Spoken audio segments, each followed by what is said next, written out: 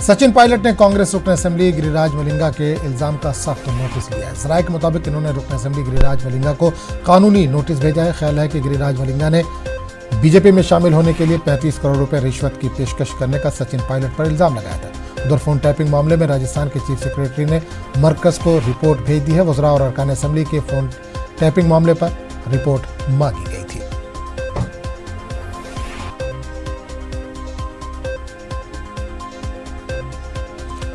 और राजस्थान की सियासत पर लगातार कुछ न कुछ नया मामला आता जा रहा है। अब एक नया मामला आया है मलिंगा का। हमारे साथ अरबाज जुड़ गए हैं। अरबाज, एक नया मामला सामने आ गया मलिंगा को लेकर, क्या कुछ है इसमें?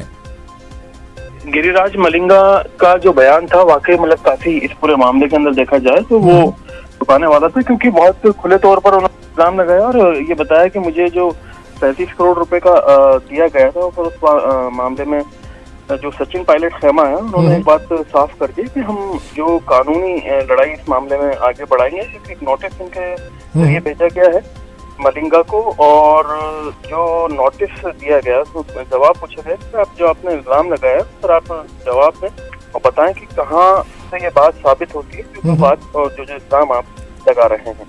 तो कल राजस्थान हाईकोर्ट में बड़ी कानूनी बहस होने के बाद में दूसरा लीगल नोटिस मिला, ये सारा मसला पेश है। तीसरा एक बड़ा मसला जो है वो राजस्थान असेंबली के स्पीकर को लेकर के सामने आ सकता है। एक प्रेस कॉन्फ्रेंस आज कर रहे हैं और प्रेस कॉन्फ्रेंस के जरिए वो जो राजस्थान हाई कोर्ट का मामला है में उन्हें फिर से 24 तक इस मामले में कोई एक्शन नहीं लेने के लिए कहा गया है। उससे बड़े उन्होंने एक एतराज जताया कि क्या राजस्थान स्पीकर के जो हुकूक हैं उनके दायरे में किस हद तक जो है कोर्ट दखल दे सकता है और इस मामले को लेकर वो सुप्रीम कोर्ट जा सकते हैं, क्योंकि उन्होंने फैसला नहीं करने की रिक्वेस्ट को इस तरह से फैसले में उसमें ऑर्डर में लिखा है जैसे कोई ऑर्डर दिया गया हो और उसमें डायरेक्शन दिए गए हो, जबकि ऐसा नहीं किया जा सकता। जैसे कि सीपी जोशी जो है राजस्थान असेंबली के सदर, वो इस बात पर अपनी बात रख रहे हैं और सुप्रीम कोर्ट मूव करने की तैयारी कर रहे हैं। जी बिल्कुल, एक चीज और जानना चाहेंगे हर बात, सचिन पायलट को कल क्या कोर्ट ने माना जाए कि राहत दे दी है?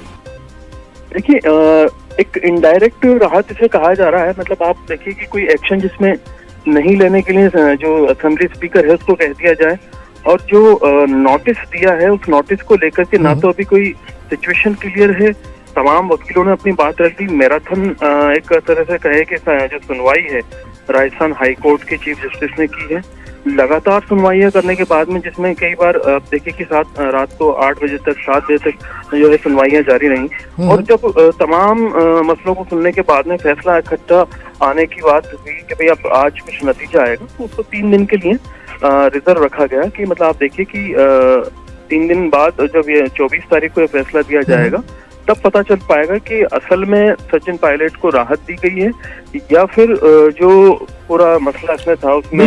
बिल्कुल रोकना चाहूंगा अरबाज, इस वक्त एक बड़ी खबर भी आ रही है राजस्थान